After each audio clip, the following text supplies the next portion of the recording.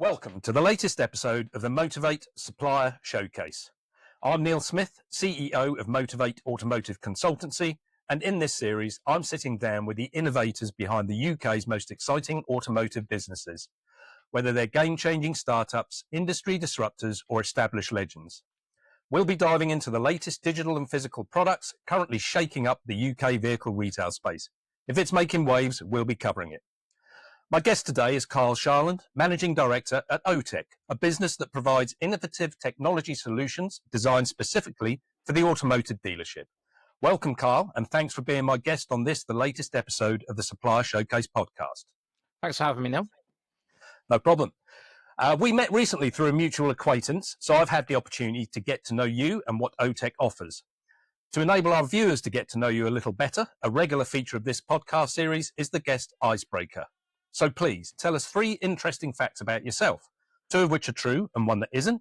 We'll then let the viewers reflect on this during the podcast, and I'll ask you to reveal which are true and which is false at the end.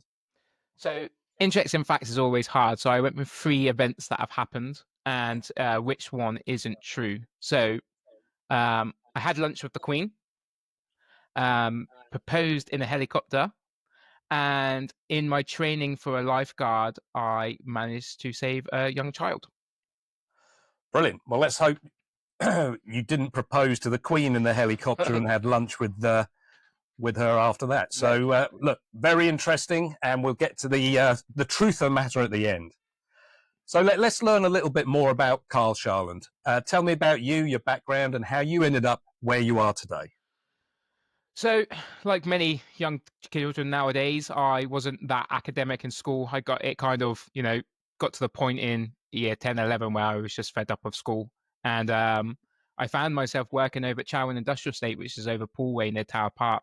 People local to Dorset will know that, with my uncles. And they had a server on site, and I was 15 at the time. I had the time to start tinkering around with it, as you do. And word soon got out on the estate, and you're going back 20 years ago now, that there was a young lad around that knew computers. And that slowly grew into me doing the IT for multiple companies at the age of 16 at the time, on that estate. And that kind of grew. But, going back a little bit before that, I moved in with my grandparents from a young age of about 12, which I'm always very grateful of because, I think having my grandfather as a role model in life, someone that owned his own business, cared for the family, was that, like, the person that said to me that I've always lived by, if you tell someone you're going to do something, you do it.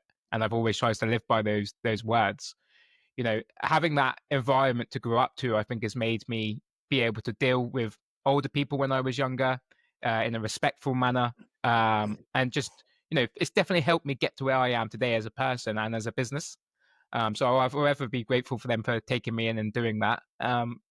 So yeah, rolling forward, started doing the IT around the estate, tried to go into university, but they said, no, you're too young, you have to be 18. So I had to put that on the back burner. Finally did the uni as more of an experience, and then got into working with a chap who moved down from London at 20. And then ever since then, I've been in the IT game full time, and been looking after businesses of all sizes. So yeah, it's really 20 years of my life I've been doing this now. Okay, brilliant. And look, yeah, clearly that early sort of days with your grandfather instilled a great work ethic in you, and that's what's helped bring you through to where you are today. Definitely so, Neil. Definitely, and just I think I see it with some of the younger lads that work for us now. It's just a confidence and experience to go out and speak to people, and rightly or wrongly, going to the pub with my grandfather at 17 and being around an environment with older men, and sometimes women, just allowed me to have these conversations where, it took me out of my comfort zone and just got me used to having those chats. And that's, now I'm quite happy to stand up and talk to multiple people or go into a room and speak to people because it's, I've just done it for so long. So yeah, I am very grateful for that. No, excellent. So look, so clearly that IT piece has been a part of your history for the last 20 years. When did you decide to set up Automotive, and what was the history and behind that? And then talk a little bit about the current mission for the business as well. So the company that I was previous in, they no longer exist now. They've merged and aggregated. When the company started, it was very much focused on doing what was best for the client, and I very quickly became into the role of being one of the primary point of contacts for a lot of the clients to ring me when they felt they needed it. And what I didn't like is the company started to move into more of a corporate ethos, and it got bigger and acquisitions went on, and it very much became about a numbers game, figures game, and not so much about the end client. And I got put into a situation where I felt uncomfortable, and I decided that I was going to leave and start OTEC and be able to keep c that friendly customer relationship. I'm all about, we'll get onto this in a bit, but I'm all about the relationship side of the businesses with the owners and, FDs, et cetera. And I just felt like that was getting taken away. So I started OTEC, and funnily enough, a few of the clients came with me. I never approached anybody. They reached out to me, and including the chap's own uncle, which just goes to show like the relationship side of what we had built up. So I think OTEC, I can't remember the exact year of the corporation date, self-employed to start with, but it rapidly started to grow, just through word of mouth, and the business always been through word of mouth, and it's just about moving in that direction now with the right team to help more businesses. And I think as a business statement, Neil, I've always tried to keep things fair. I think in IT, like with other specialities, it's very easy to bamboozle people. It's very easy to go in and say, you need to spend a couple £1,000 on this, and you need that. And, a lot of it can be fear mongering. There's a lot of scare tactics within IT of, cyber, which we'll speak about in a bit. And people don't know if you're not, if you use a computer for most jobs now, but if you don't understand the background technology of it, it's very easy to be sold the wrong technology or a more expensive of the technology that you may not need. So as a mission statement, I've always made OTEC try to be as if we were your internal IT. So, if you employed me, Neil, for your company as an IT manager, my role would be to try and get you the best deals and solutions I can as that business. And as a third party, I still do that for our companies on their behalf. Even if it's a service solution like printing, internet lines, we get quite good deals as partners because of the size that we are. And I pass those costs on because, if you're paying me, as I said, to be your IT manager, I want to make sure you're getting the best value for your money. So it's just bringing fairness back to the IT world and Yeah. keeping that friendly relationship so that there's the trust level that, if I do say to you, actually, Neil, this is an issue, we need to look at spending some money on this, that you go, yeah, okay, if Kyle's saying we need to do this, and maybe we need to think about it. And I would much rather have that relationship with my clients than something else. Yeah, and look, I quite agree with that sentiment. I mean, in the past, many years ago, when I was dealing with SEO companies, for example, in the marketing space, I mean, that was very much a dark art, Yeah. and it was a case of saying, well, I don't know enough, so I need you to come on board and help me out, And on a couple of occasions, after getting a little bit more educated around SEO, it was clear that certainly one of those agencies was, I suppose, ripping us off would be the wrong term, but Yeah. we were not getting value for money, let's put it that way. And it was very easy for that to be hidden. And I think, from my experience of IT support, and I've had some great businesses I've worked at, but it's a very, again, you're right, it's a very, not dark art, but there's, you're an IT specialist for that reason. You understand IT, and then a lot of IT managers or people responsible for IT rely on external companies, and to have that sort of internal external mentality is something that is of value totally, and getting that confidence and respect from the customer to allow you to say, right, this time we are going to have to spend some money, Yeah. and I'll tell you the reasons why, and to be able to explain that is a real value. Yeah, definitely. And I even think, as an external company, even where we've got businesses we look after that have got an internal IT manager or internal IT staff, it's sometimes good for the business owners or the board, however big the company may be, to sometimes be able to sound check what they're being told by their internal team. Because it's the same scenario where if you've employed somebody that is collecting a wage and they're just doing their day-to-day job. And they're saying, we're doing X, Y, Z. You don't know if you're up to industry standards, if you're paying for the right sort of things, if you're getting the best deal. So sometimes just coming in as externally and just reviewing that is, we do audits for companies quite often, and it just gives them the ability to say, is our IT working as efficiently and cost effectively as for us as possible?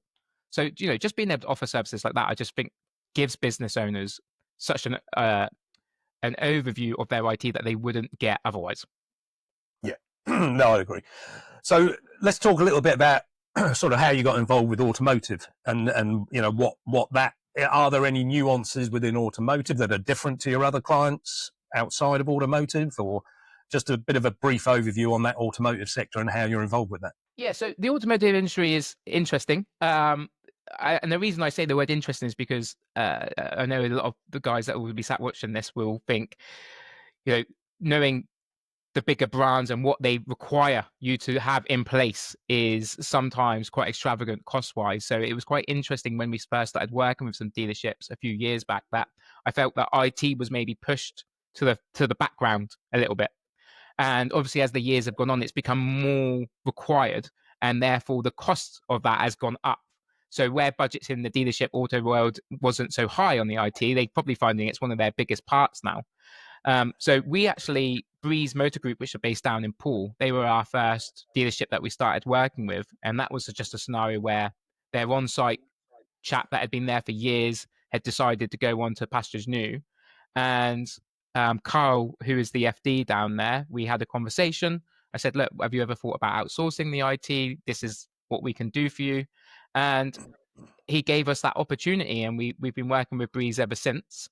And we've completely transformed their way their IT works from day one. They had a lot of their infrastructure outsourced to a third party, even though they had an internal. So every time a problem happened, they were having to run through multiple companies to try and get a solution, which put delays, which affected the day-to-day working. And they're very streamlined now, and it's kind of built on from there. With the other dealerships we now work with, is we've been able to take the lessons learned there and benefit the other companies in such a way where I think, same as a lot of businesses, some companies see these big symbols on the door that says Volkswagen, etc., Audi, and they think that company is just swimming in money. And the dealership world, very high turnover, a lot of work, not a massive percentage for a lot of the work that they do and everything they have to put up with on a yearly basis. And I know that budgets are tight, and so to be able to help these companies find the most cost effective way of making sure that their staff are efficient but also secure is our goal now. And I would say every dealership that we've gone into, and the ones that we've gone into to audit as well on top, as I mentioned earlier, we find that it's the simplest things that they're not doing. So a prime example of this is all the car dealerships have a Diag network or Diag machines, which they do the car work with. And the way the Diag machines work is they require a full level of admin, because the software and the way it's working, you don't want to risk bricking the car. You could cause an issue with the car during a software upload and cause that car to then not work. But by doing that, you're causing a situation where you've got machines that are full admin on your network. And a big thing we figured out day one is that you need to isolate this off. But it'd be interesting to see how many of your viewers are in charge of these dealerships actually have that in place, because my experience has been everyone we've gone into hasn't. And I think that's just a historical, they've set it up and nobody's ever questioned it, and therefore it's never been fixed. And that's just one example of where we've learned through the dealership so that we look after, that there's these little bits that are unique to you guys that just need to be tweaked is probably the best way to say it. Yeah, and I think, look, the ability to expose those vulnerabilities comes back to a point we touched on very briefly around this cybersecurity piece, and what happened probably 18 months ago now to the biggest franchise and used car dealer in the UK, and the systems were compromised and took the business down for a number of hours, if not days, and still probably ongoing recovery now. So I suppose I know when we met, there were some new sort of regulations coming through or new recommendations from the OEMs, and clearly that's something that dealers have to be aware of. So from your perspective now, what should we be worried about the threat from cyber attacks? As I said earlier, Neil, it's hard not to teeter on the edge of the scaremongering side with a lot of this. Yeah. But the truth of the fact is, yes. If you just look at the news the last week or two, with not just the dealerships, but some of the other larger companies in the UK have been targeted by a gang of younger generation people, and and they've caused them massive amounts of headaches and downtime. They bought their whole. I can't remember one of the shopping companies. They were unable to do deliveries, and I think the cyber threat. So I was having a chat with an insurance company that we do a lot of work with, and they said that they've had, or in the industry, there is more chance now of you being hit by a cyber attack than you are fire or water damage.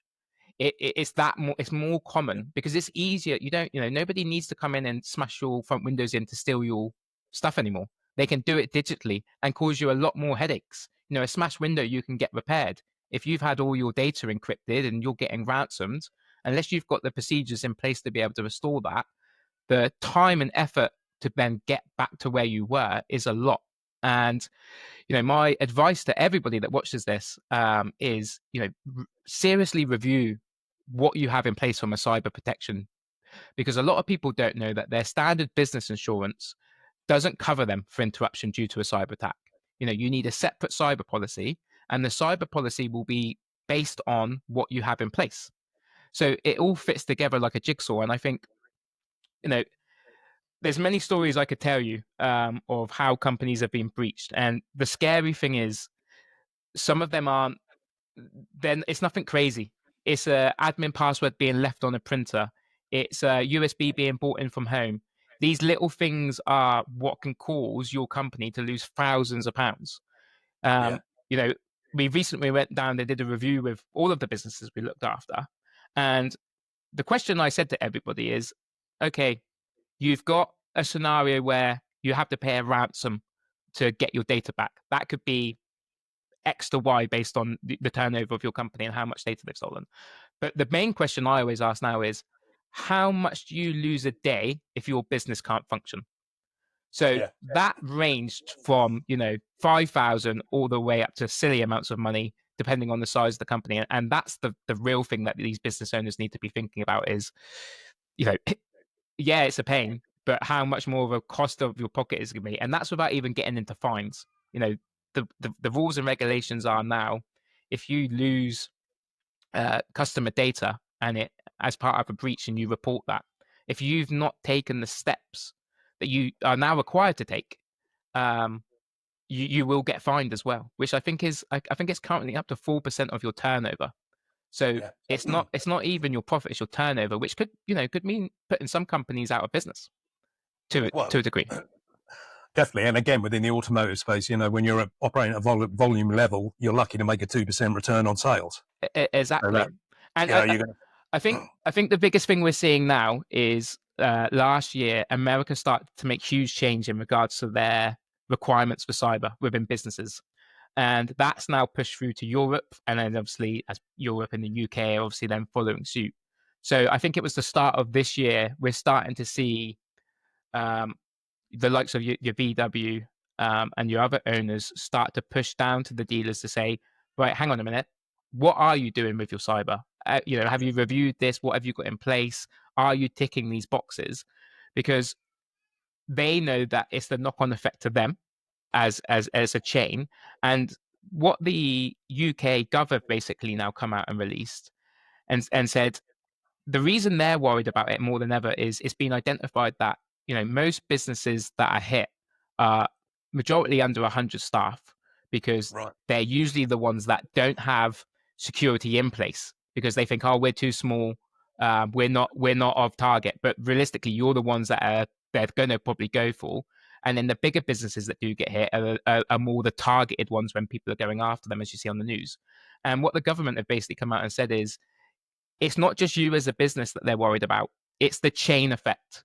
So, depending on where in the chain you're hit, the knock-on effect to everybody else in that chain of supply, manufacturing, everything that comes along with that can be affected by cyber now. And, if the wrong company got hit and blocked and was down, the knock-on effect to the country could be horrendous. So this is why you're starting to see more and more talk about cyber, because it is a real threat and it is scary. Yeah, totally. And look, I take your point. I mean, at Imperial, if our systems went down for an hour, we were bereft. we were desperate to try. If the phone system went down, or we had one of the major broadband pipes was cut through in London at one stage, and we lost all systems for around about 4 to 5 hours. It was, I mean, the impact that has on half a day's business is massive. It's ridiculous. And you have to put a lot of. I remember we were putting phone messaging out there if it was the broadband down, or vice versa on the phone messaging, just to alert customers why we weren't maybe getting back to them quick enough or able to satisfy their requirements. The lost business cost is unbelievable, really. So look, Carl, we're nearing the end of the podcast. 20 minutes goes pretty fast, doesn't it? So in conclusion, OTEC has considerable experience working with car dealerships, both independents and franchise dealer groups. They understand the pivotal role that efficient and secure IT systems play within a dealership, helping improve operations, which inevitably leads to increased profitability year on year. And as we've heard, OTEC know how to protect you from the increasing cyber threat. Kyle, I've really enjoyed our chat today, and thank you for taking the time to take us through the services that OTEC offers. But before I let you go, we need to clear up the icebreaker question for our viewers. So, which of the 3 interesting facts was, in fact, false? The lifeguard one. I didn't actually save anybody. Right. I did do my lifeguarding, but I didn't actually save anyone. But yes, I did propose in a helicopter, and I did have lunch with the Queen. I was working up at one of the estates. I won't mention which one. And all the staff were invited to a lunch. It was a very long table, and I was sat very far away. But it's still one of my claim to fames that I can say that I did that. So yeah. Oh, love it. Brilliant. Excellent. Well, thanks for that. So look, for more information about OTEC, visit the website www.otec.co.uk or message Kyle on LinkedIn. Thank you for watching, and a quick reminder that here at Motorvait, we offer 1 hour one-to-one dealer discovery sessions for free. To learn more about these sessions and why you should book one, visit our website www.motorvait.co.uk. Bye for now.